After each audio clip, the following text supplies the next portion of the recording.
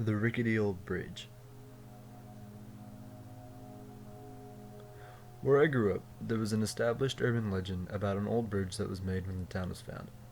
It was about 10 yards across, and it was over a small docile stream that was comforting on the summer days.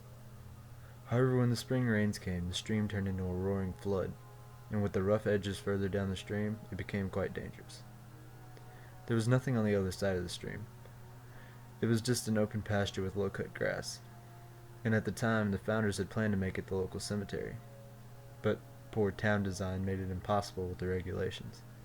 But nevertheless, the pasture became the local designated picnic area. Townspeople would bring blankets, foods, play football, fish, and swim in the stream. It was a very peaceful place. When the sun went down, no one would cross the bridge. In the town's archives, it was reported that the bridge claimed 13 young lives. The paper said that on all 13 accounts, the children were playing on the bridge, all alone, at dusk, and they had fallen in and been swept downstream. When their bodies were recovered, they were mangled and torn, presumably by the rocks, or possibly by local farm animals. All are exactly the same except the 13th event. The young boy was not alone. He was with a friend. But other than that, everything was exactly the same. Still at dusk, still on the same bridge. This event is portrayed differently, however. This tragic, but both mysterious event has a different, but frightening detail. Supposedly, the boy did not fall in the water. This is what the witness had to say. He was standing on the middle of the bridge when he called for me. I had gone to get more rocks for us to throw because it was my turn. When I turned around, he was crouched over the edge pointing at the stream. He was shouting, "Come look at this, come look at this. It's the biggest fish I've ever seen." Then he screamed and stood up and looked at me and began to charge off the bridge. He was yelling, "Run, run!" He had barely made it any ground when this black figure jumped out of the water and grabbed his ankles. I ran to help him as soon as I can and grabbed his arms and began to pull back. This thing had no legs. Its chest just led to a tail. And it seemed to be made of water, only darker. It hung over the edge of the bridge, holding his legs, and it looked at me.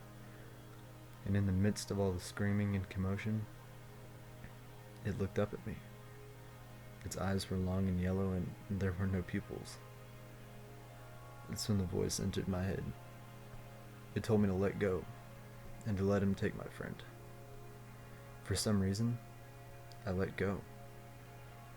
They slid into the water, and I watched the creature thrash and tear at him. That was the end of the witness's account. There were several pictures of the location of the bridge in which the boy was said to have the struggle.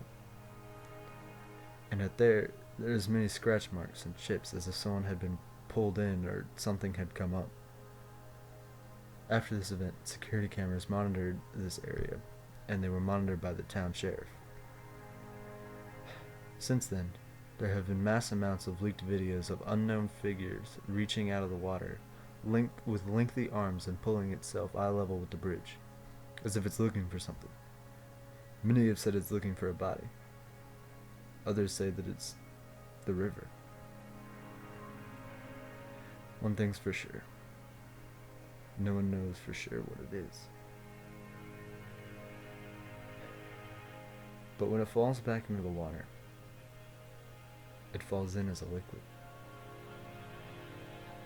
Dusk falls on the town, and it abandons the bridge. It still stands, and it's still been left untouched by anyone. Any night you could go to the stream and look at the bridge, and at no certain time of this night, this creature could jump up and check for food. It's the heartbeat of the water, and when you think it's safe, believe me, it's not. To this day, I still question myself. Why the hell did I let go?